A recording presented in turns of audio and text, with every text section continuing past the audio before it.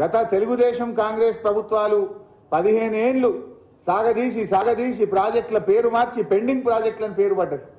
మీ హయాంలో ఈ 4 ప్రాజెక్టుల కింద కల్వకుర్తి, నెట్టంపాడు, భీమా, కోయిల్ సాగర్ లిఫ్ట్ 4 కింద కలిపి మీరు ఇచ్చిన ఆయకట్టు 27,300 ఎకరాలు.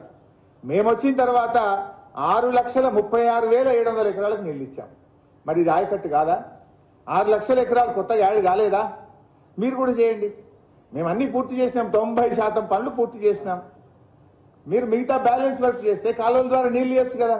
కానీ మీరు ఏదో ఇంత ఖర్చు పెట్టే 97,000 వచ్చింది అని ఒక దుష్ప్రచారం చేస్తున్నారు. ఇలా వరద కాలువ ఎంత అద్భుతమైంది. వరద కాలువ గతంలో 3 ఏళ్లు 4 ఏళ్లు చుక్క నీళ్లు లేక బండలు తేలినాయి.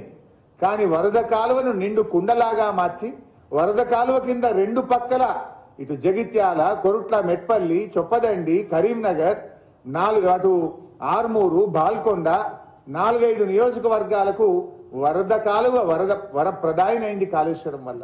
రివర్స్ పంపింగ్ పెట్టి వరద కాలువను నిండు కుండలాగా మార్చినాం. దాని ఫలితాలు కొన్ని వేల లక్షల ఎకరాల రైతులకు నీటి ఊటల ద్వారా ప్రత్యక్షంగా పరోక్షంగా వరద కాలువ ద్వారా మేలు జరిగింది. అదేవిధంగా మన అప్పర్ మానేరులో మొత్తం బండలు తేలినాయి. పగుళ్ళు పెట్టిన బీడుపడ్డ అప్పర్ మానేరు అడుగు చూసినాం. కానీ అలా అప్పర్ మానేరులో మండు టెండల్లో కూడా మత్తడి దుంకుతుందంటే కాళేశ్వరం వల్ల కాదా?